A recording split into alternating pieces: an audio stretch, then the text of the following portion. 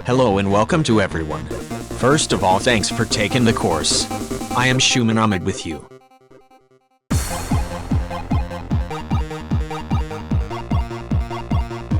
The code, step by step, explains before we start button press LED on, while release the button, the LED will turn off.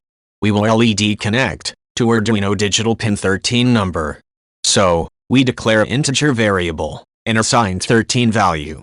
And we connect the button with Arduino 7 number pin, so we declare another integer variable and assign 7 in the variable.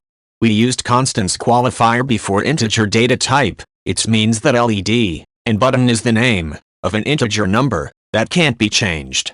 The reason we need the number 13 is that the pre-installed LED and button. For keep the button value, we declare another variable name as val and assign 0. The second part is void setup function. In this function, we defines LED as output and button is input, and val not define anything because val variable not any input or output asset. So, we move to loop function and use digital read for check the button state. Before we use digital write for using the output command, but now we use digital read function. In this case, in the digital read function, have one argument. By this digital read function, check the argument high or low. As I mentioned before lecture, the value from the right of the equal sign, it's store inside the variable of the left side equal sign. So while button is pressed, the value will save in button variable. Then by the equal sign, the button value will save in the val variable. Then we use the comparison operator, and if condition will be checked by the val data. If data will high, the condition becomes true. While condition is true, then program check the inside of if condition statement. Inside the if condition, we use digital write for turn on the LED. Let's check the program by Proteus simulator. When button was pressed, the LED turn on. But after release the button, LED was not turn off. Because we just program for LED turn on when button is pressed. So, we have to do modification the program formula. Now we have to tell to Arduino, when button is not high, then LED will turn off. So again use digital write function, and assign low for the LED turn off. Let's again check the program by simulator. Now program working perfectly. Let's we improves the button press formula. Now we again declare another variable. One is old val.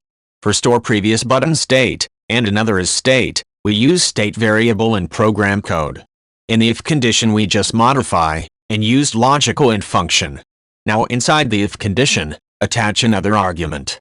In this case, the if condition check the both argument, and if both arguments becomes true, then program read the inside code of the if condition.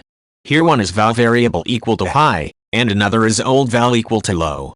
At the first time we assigned old val equal 0 value, so, when button is pressed, val variable will high, and old val variable initially low. So both variable becomes true, and program check the inside elements.